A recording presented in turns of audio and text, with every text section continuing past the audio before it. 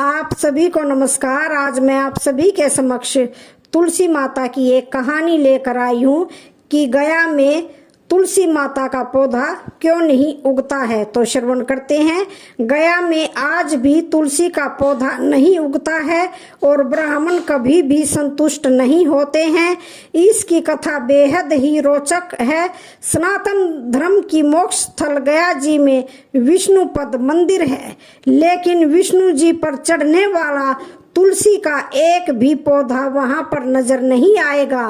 पितृ पक्ष के दौरान पिंड दान करने गया जी में और अनेकों दूसरी जगह पर जाते हैं। ऐसा माना जाता है कि मरे हुए व्यक्ति का पिंड दान करने से उनकी आत्मा को शांति मिलती है। यदि सच्चे मन से पितरों की सद्गति की कामना की जाए तो पितृ देवता उससे भी संतुष्ट हो जाते हैं। जैसा कि वायु पुराण में उल्लेखित है कि सीता जी ने श्रद्धा पूर्वक बिना किसी सामग्री का प्रयोग करके मात्र रेत द्वारा दशरथ जी का पिंडदान किया और उनका आशीर्वाद लिया। कहा जाता है कि गया जी में 5 वस्तुएं श्रापित हैं: कौवा, फल्गु, तुलसी, ब्राह्मण और गाय। यही कारण है कि यहाँ तुलसी का एक भी पौधा नहीं होता है। महाब्राह्मण अर्थात महापात्रा कभी संतुष्ट नहीं होते। फल्गु नदी में कभी पानी नहीं ठहरता। कौवा हमेशा लड़ झगड़ कर ही खा पाता है। यह सब बातें सदियों से चली आ रही उस परंपरा की हैं जिसे हम पूरी मान्यता और विश्वास के साथ ग्रहण करते हैं। तो आइए सुनते हैं वाल्मीकि रामायण का एक प्रसंग और जानते हैं कि क्या महिलाएं भी कर सकती हैं श्राद्ध। तो फ्रेंड्स, रामायण काल में जब पुत्र वियोग में राजा दशरथ की मृत्यु हुई थी, तब वनवास पर गए उनके बड़े बेटे भगवान राम और लक्ष्मण की अनुपस्थिति में बहू सीता ने यह पिंडदान की रस्म निभाई थी। वाल्मीकि रामायण में वर्णित घटना के अनुसार वनवास के दौरान भगवान श्री राम लक्ष्मण और माता सीता पितृ पक्ष में श्राद्ध करने के लिए बिहार के गया में पहुंचे। वहां महाब्राह्मण ने श्री राम और लक्ष्मण को श्राद्ध कर्म करने के लिए आवश्यक सामग्री जुटाने के लिए कहा। इधर श्री राम व लक्ष्मण नगर की ओर सामान लाने के लिए निकले। उधर माता सीता नदी के किनारे बैठी रही। उधर दशरथ जी की व्यग्रता बढ़ती जा रही थी। राम और लक्ष्मण नहीं लौटे थे। इसी दौरान भूख से व्याकुल दशरथ ने माता सीता से पिंडदान की मांग कर दी। सीता माता असमंजस में पड़ गई। सीता माता ने दशरथ की व्याकुलता को समझते हुए यह निर्णय लिया कि वह स्वयं अपने ससुर दशरथ का पिंडदान करेंगी। उन्होंने फल्गु नदी के साथ साथ वट वृक्ष, कौआ, तुलसी, ब्राह्मण व गाय को साक्षी मानकर स्वर्गीय राजा दशरथ का पिंडदान विधि विधान के साथ किया। जैसे ही उन्होंने हाथ जोड़कर प्रार्थना की तो राजा दशरथ ने सीता माता का पिंडदान स्वीकार कर लिया। सीता माता इस बात से प्रफुल्लित हो गई कि पूजा दशरथ ने स्वीकार कर ली है। जब श्री राम लौटे तो उन्होंने सीता पर विश्वास नहीं किया। वह इस बात को मानने से इनकार कर गए। उन्होंने कहा कि पिंडदान पुत्र के बिना नहीं हो सकता है।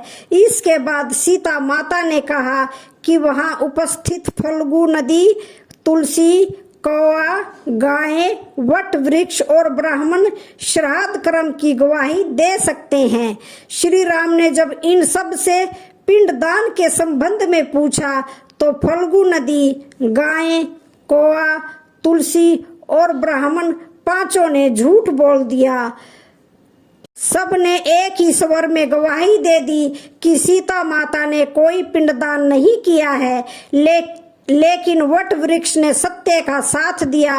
उसने श्री राम से कहा कि सीता माता ने सबको साक्षी मानकर विधि पूर्वक राजा दशरथ का पिंडदान किया है। पांचों साक्षी के झूठ बोलने पर सीता माता ने क्रोधित होकर उन्हें आजीवन श्राप दिया। फल्गु नदी को श्राप दिया कि वह सिर्फ नाम की रहेगी, उसमें पानी नहीं रहेगा। इसी कारण फल्गु नदी आज भी गया में सूखी है। गाय को श्राप दिया कि गाय पूजनीय होकर भी सिर्फ उसके पिछले हिस्से की पूजा की जाएगी और गाय को खाने के लिए दर दर भटकना पड़ेगा। आज भी गाय के सिर्फ पिछले हिस्से की पूजा की जाती है।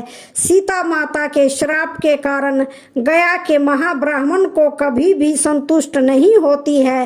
उनको कितना भी मिले, उनकी दरिद्रता हमेशा बनी रहती है।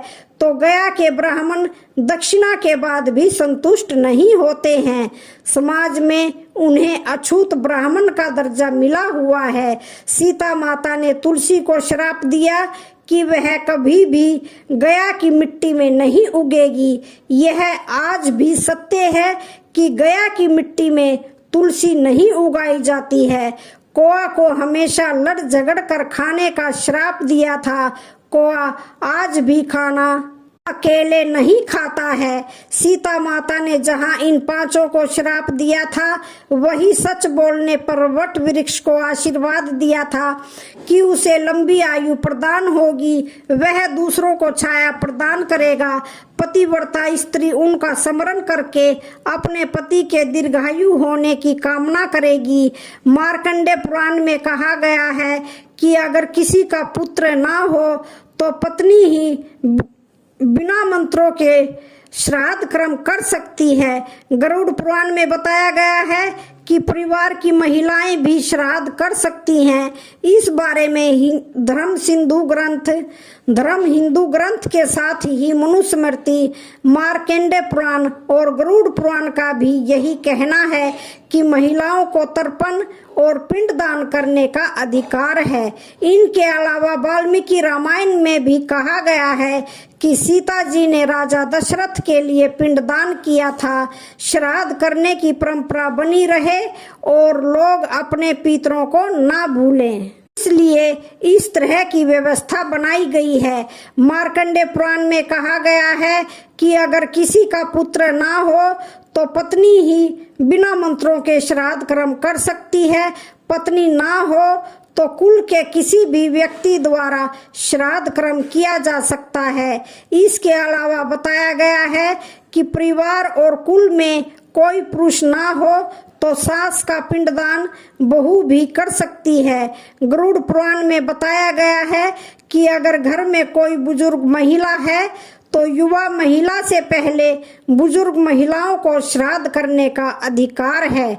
महिलाएं श्राद्ध के लिए सफेद या पीले कपड़े पहन सकती हैं। केवल विवाहित महिलाओं को ही श्राद्ध करने का अधिकार है। श्राद्ध करते वक्त महिलाओं को कुश और जल के साथ तर्पण नहीं करना चाहिए। साथ ही काले तिल से भी तर्पण ना करें। ऐसा करने का महिलाओं को अधिकार नहीं है। गरुड़ पुराण में बताया गया है कि पुत्र या पति के नहीं होने पर बहू या पत्नी श्राद्ध कर सकती है। इस बारे में गरुड़ पुराण के 11वें अध्याय में बताया गया है। उसमें कहा गया है कि ज्येष्ठ पुत्र या कनिष्ठ पुत्र के अभाव में बहू पत्नी को श्राद्ध कर्म करने का अधिकार है। इसमें ज्येष्ठ पुत्री या एकमात्र पुत्री भी शामिल है। अगर पत्नी भी जीवित न हो तो सगा भाई अथवा भतीजा, भांजा, नाती, पोता आदि कोई भी श्राद्ध कर सकता है। इन सब के अभाव में शिष्य मित्र कोई भी रिश्तेदार अथवा कुल पुरोहित मृतक का श्राद्ध कर सकता है। इस प्रकार के पुरुष सदस्य के अभाव में कोई भी महिला सदस्य व्रत लेकर पितरों का श्राद्ध तर्पण कर सकती है। आज मैंने आपको श्राद्ध से जुड़ी एक विशेष कथा सुनाई और आज की कथा यहीं पर संपन्न होती है। तो आज की कथा कैसी लगी? वीडियो अच्छी लगी हो तो चैनल को लाइक, शेयर, सब्सक्राइब जरूर करें। धन्यवाद।